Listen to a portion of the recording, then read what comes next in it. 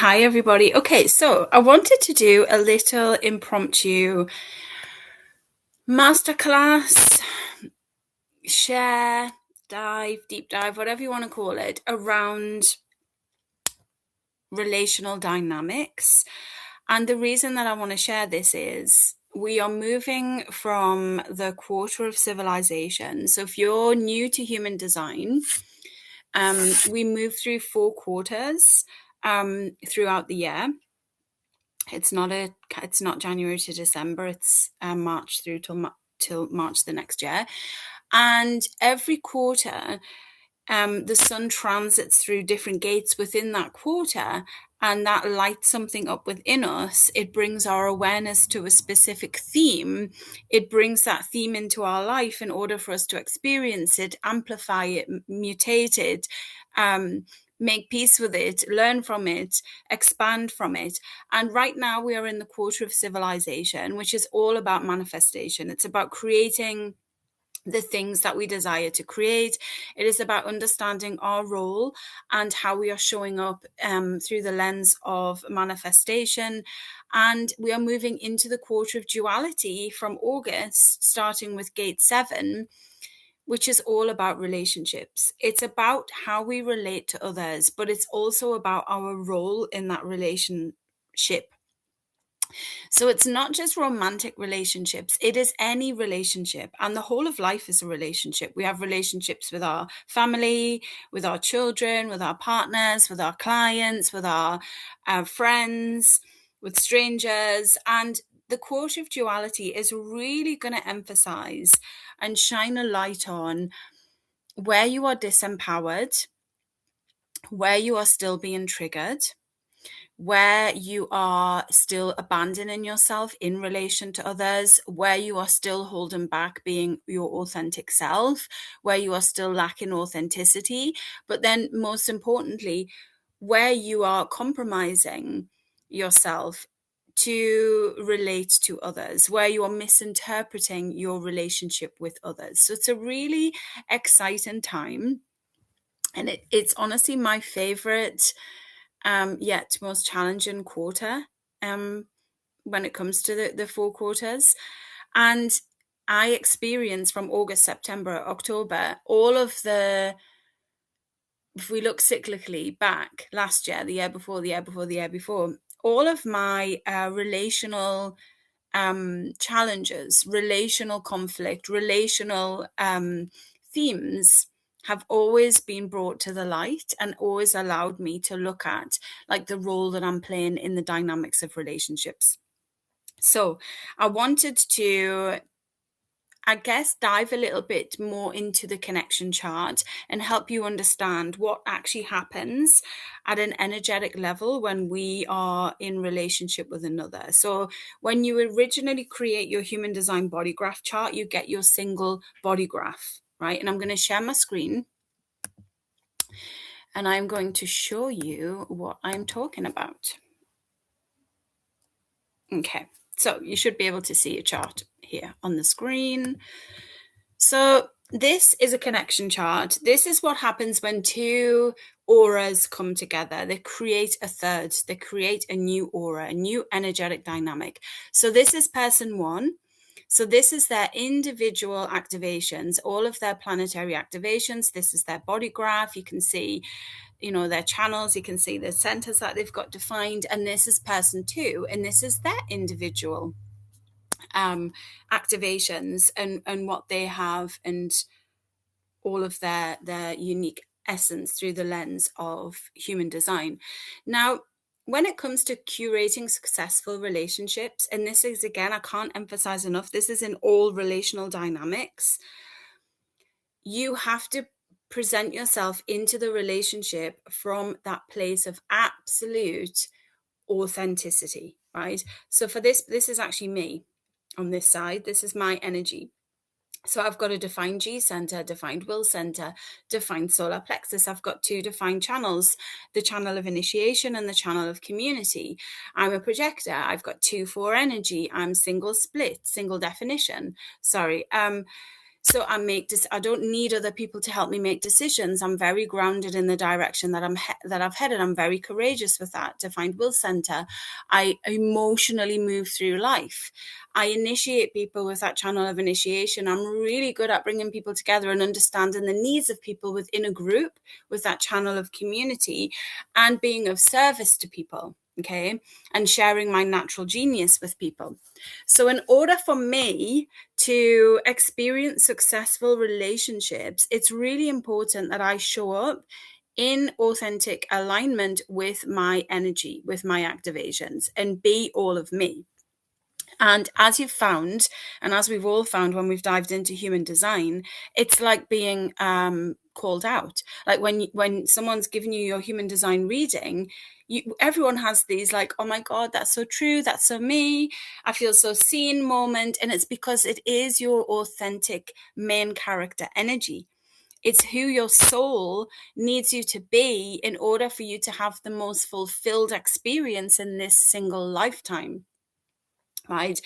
And thank God for human design, because it gives us the North Star to anchor into and to understand who we are, like what our gifts are, what our traits are, what our genius is, what our magnetism is. Like, and it also gives us permission to be that.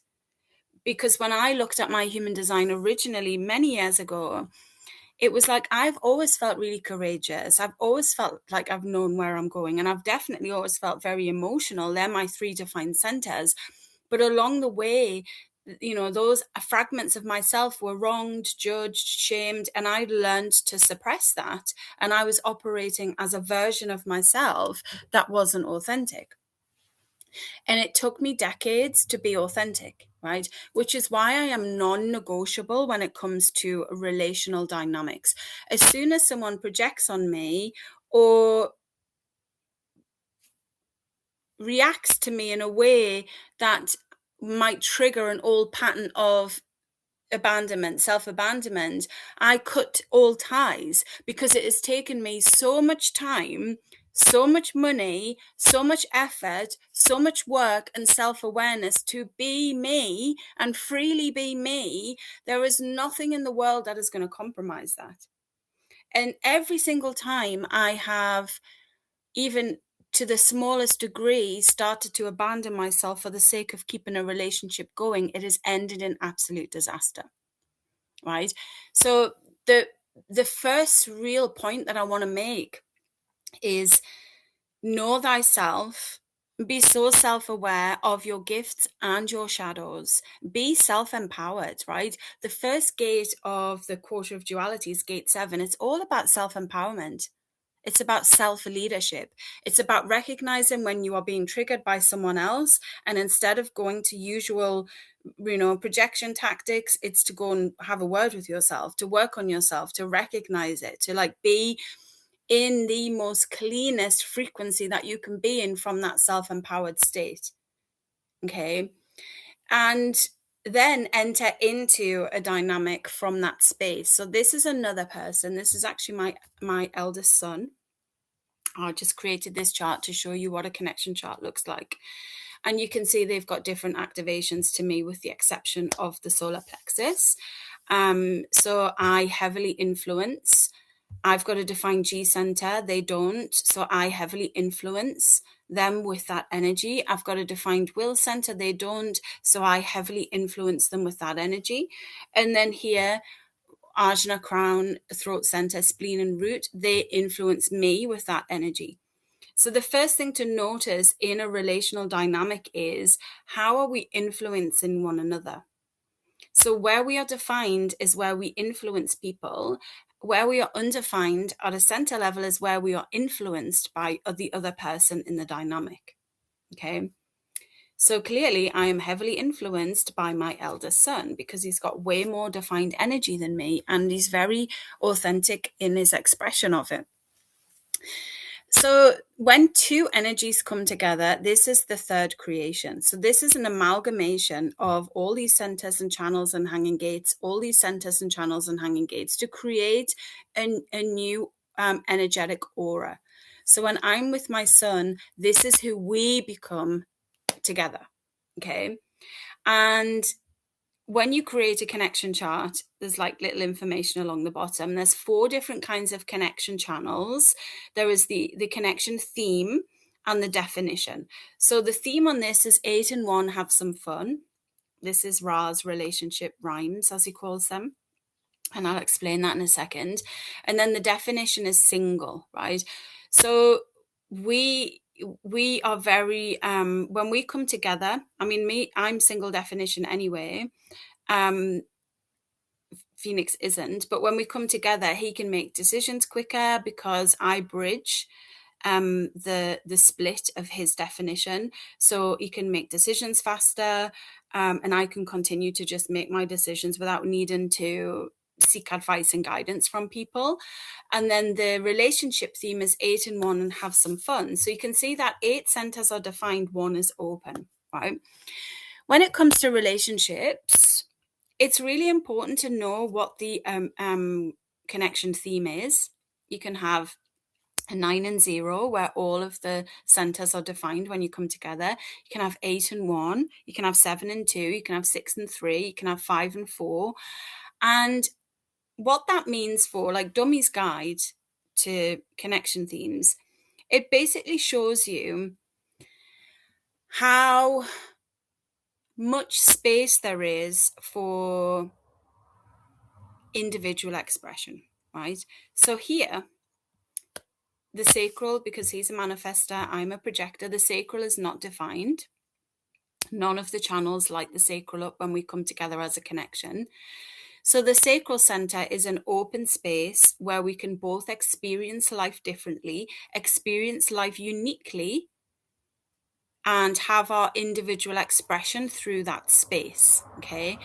Whereas all of these other centers are closed. So we're going to have a similar experience of that energy when we come together, and there's not going to be the opportunity for our individual expression to really shine through those closed centers.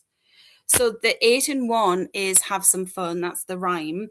And basically we have a lot of resonance, or we have a lot of closed energy with the exception of the sacral. So that's where we're going to be able to enjoy having our individual expression.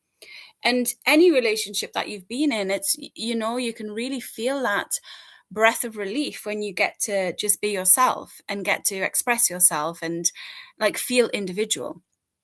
With the 9 and 0, so when all 9 centers are defined, that can be a very, very, very close relationship where you are like almost, I mean, it can become quite obsessive with one another, very close, no one else can get in.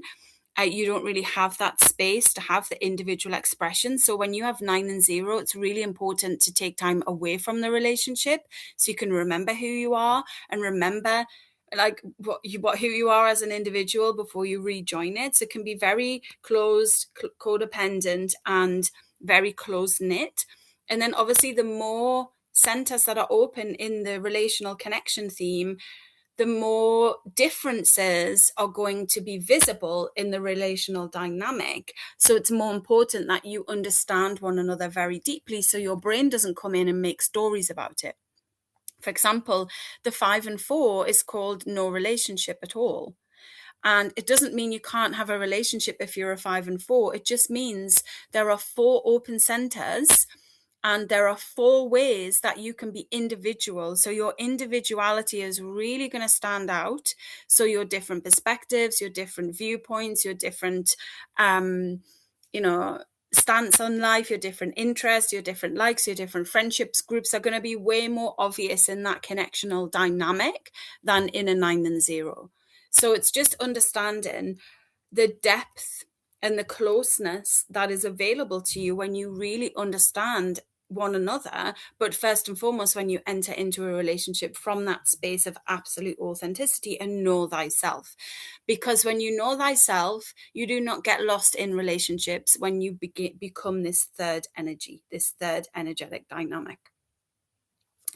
So along the bottom of the connection chart, we've got compromise channels, we've got dominance channels, we've got companionship channels, and we've got electromagnetic channels. So electromagnetic channels basically mean, here, for example, you can see there's a lot of half lines that are not fully stretching to the other center. And these are incomplete channels. They're also known as hanging gates, right? So to have a full channel, my full channels are here from my solar plexus to my will and from my will to my G center. You can see the line reaches and therefore activates the center as a defined center because it has that consistent energy connecting to another center through a channel. Now, when you have half channels, the electromagnetic pull towards people that have the other end of that is very powerful. Okay, me and my son, we just have one electromagnetic channel. You will find in like flirtatious love relational dynamics, there's going to be more magnet channels because that's where you get that feeling of, oh, this feels like they feel like they complete me in some way, or you get that like, unconscious attraction towards somebody, and it's coming from the electromagnetic channels, which are very, very powerful. They literally are pulling people towards you so you can experience the energy of the full channel in relation with another. So you will pull to you, and you can look at where you have hanging gates and look at the gate that you don't have. So for example, I've got gate 1, but I don't have gate 8 in the throat.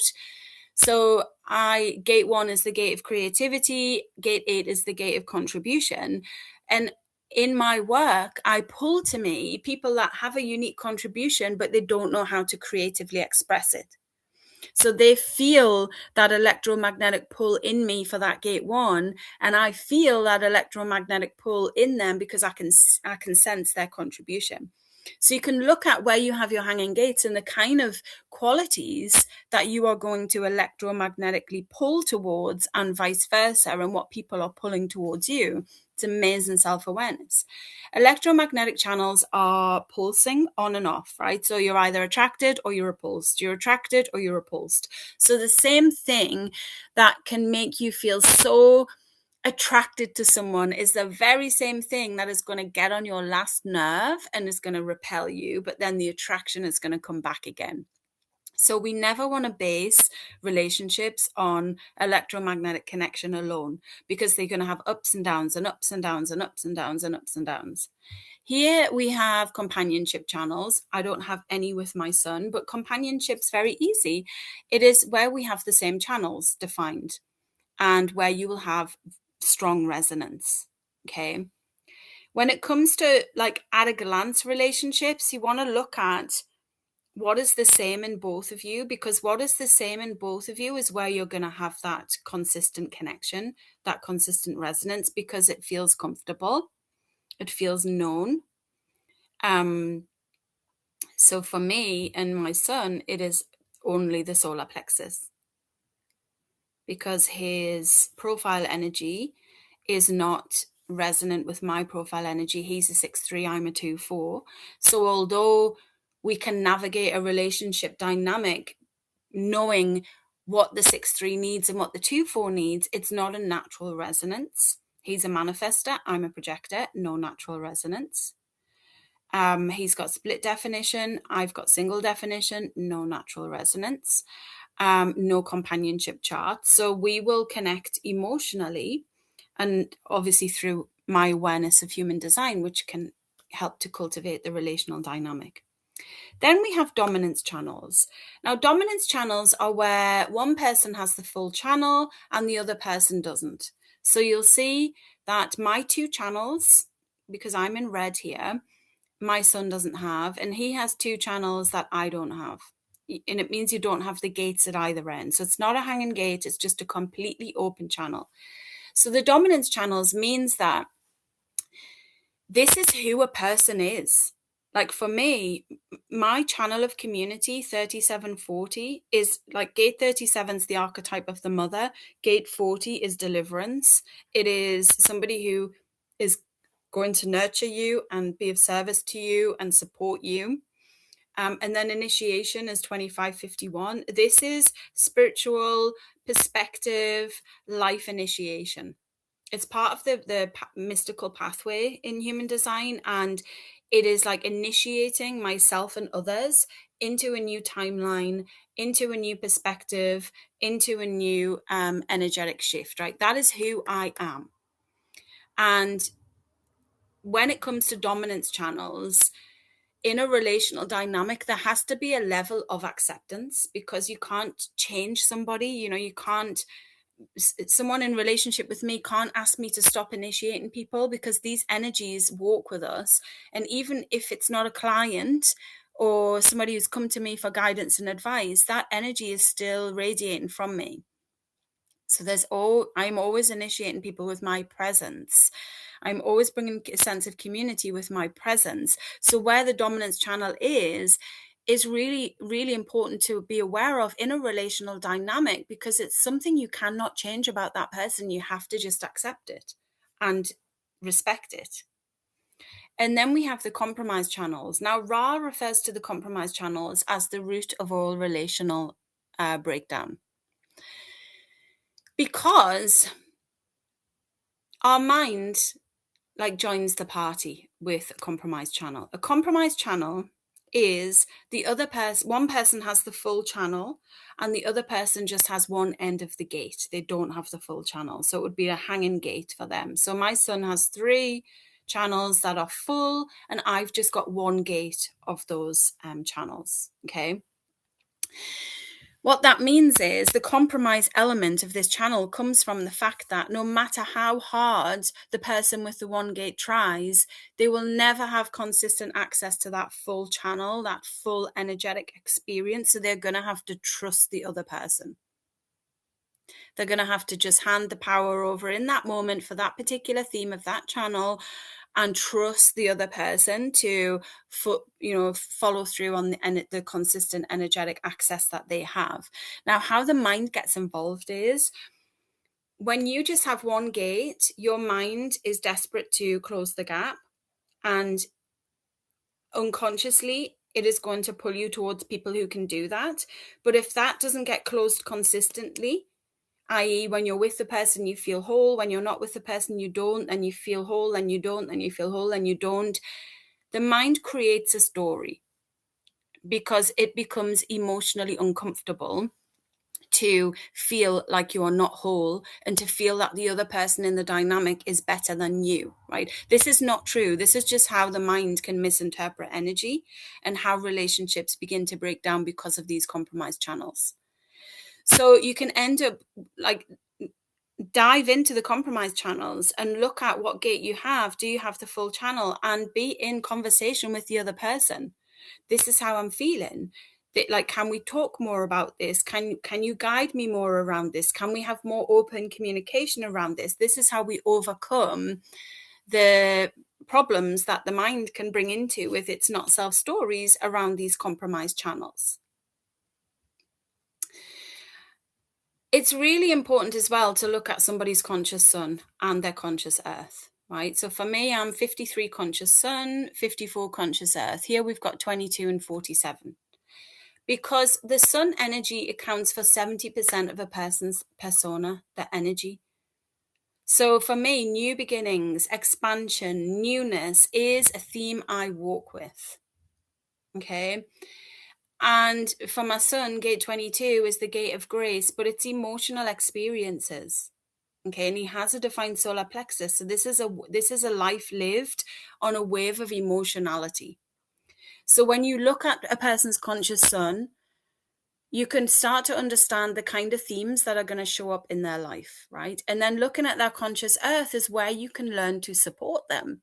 Because the earth and the sun are like yin and yang. They go hand in hand. So the sun is father archetype energy. So the sun is the action energy. And the earth is mother archetype energy. And it's like grounded, keeps us grounded. So looking at so for me, gate 54 is the gate of ambition, but it's spiritual ambition. It's not necessarily material ambition. So if someone's going to be in a relationship with me, they're going to have to support my ambition and encourage my ambition, encourage me to be ambitious. And then vice versa here on gate 47. So I need to encourage, inquisitive thinking, encourage the process of thought, encourage the process of, that spontaneous aha, like sticking with something, not getting stuck in that mental anxiety around it. So when we have this powerful self-awareness available in relational dynamics, every relationship shifts. You can look at the other individual in the relational dynamic through the lens of their energy and their potential, rather than what shadow it might be triggering inside of you. Because that's where relationships begin to break down. When one person or the other person is not comfortable enough or is controlled in a way that they can't be fully expressed and authentic, and then the stories that get created from self-abandonment become the very triggers that are the root of the arguments and the conflict in relational dynamics. So having this awareness is incredible when it comes to understanding the other, but most importantly, showing up authentically, unapologetically, without compromise, and knowing what you've got to play with. Knowing what, like when you look at your connection chart with somebody else, you can be like, right, this is where we've got resonance. This is where we'll always come together. Okay, so I'm a 2-4. If I was in a relationship with another 2-4, I would be like, right, we can always come together on that 2-4. If I've got a defined G. If I'm in a relationship with someone with a defined G, we can always come together with that. So you're going to look at where there's resonance, where there's similarities, where you can always find a common ground. And then you're going to look at your individuality and their individuality. You're going to look at what you need from them and what they need from you. You're going to look at the channels and the dynamics of the channels. Where is it electromagnetic? Like, where are we on and off and on and off and on and off? Because we're not going to base the relationship on that. Where do we have companionship for resonance? Where does someone have dominance? And what do I really need to accept in this person in order for us to have a successful connection? Most importantly, what is the compromise? And then also, what is the connection theme? So if you have a lot of open centers, you've got to put in the work. 7 and 2, work to do. That's the theme. And it's not work as in the relationship's hard. It's just remembering that those 2 centers you're both going to have very different experiences of, and being intentional to come back together, to come together. So the quarter of duality begins in August, and yesterday I announced that I created my new connection codes report. Couldn't get the word out there, which basically is this concept with bells on. So it looks at your auras together. So if I ran a report for me and my son, it would show me, actually, I think I actually have it. Let me see if I can bring it up so I can run you through it and you can see. 1 second. Let me bring it up.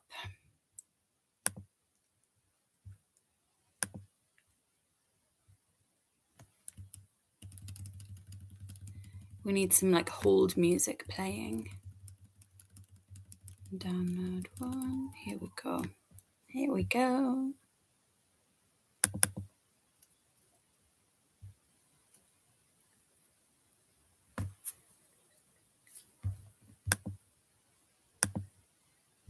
Right, let me share this screen for you so you can see this. I'm so proud of this, by the way, because it took me months to create. Right, so this is the connection code. There is like an intro. It shows the individual charts of the 2 people and the combined chart. Then we look at your auras in connection, right? So this is the projector manifestor dynamic. Then it looks at profiles in connection. So the 2-4 and the 6-3. So it talks about how we can grow, what maybe one of the biggest challenges or lessons can be, and how we can support one another. Then it looks at the connection theme, which is 8 and 1, have some fun, which we've spoken about. Then the centers, okay? So as I've just mentioned, defined and defined together is resonance. Defined and open, whoever's defined is influencing the open equivalent, and open and defined, whoever is open is being influenced by the defined equivalent. So it shows the map of the centers, and then this is the information. So one of you has a defined crown, the other has an undefined crown, and it gives detail on how to navigate that. Okay, so these are all of the centers. These are the only pages that are not pretty because there was so much information. Then the channel connections. So here it's gone through the 4 channels that we've just spoken about. So this is Phoenix's dominance channel and how I can help this energy thrive. So you can see there. And then relationship wisdom. And again, this is any relationship. It's not just love. So it's got the dominance channels, the electromagnetic, the compromise channels, how to navigate, then the love gates, right? Do you know this was revolutionary? And that is no exaggeration. There are 11 love gates. There are actually 10, but one of them has 2 roles. So there are 11. And unlike traditional acts of, what is the word? Like acts of love, like acts of service. What is your love language, right? This goes beyond love language because this is how your body and your nervous system recognizes love. And there are 2 categories of love gates. There are transpersonal love gates and there are personal love gates, and their themes and experience of love are very, very different. Right? So these are the love gates for me. These are the love gates for Phoenix. And it basically shows you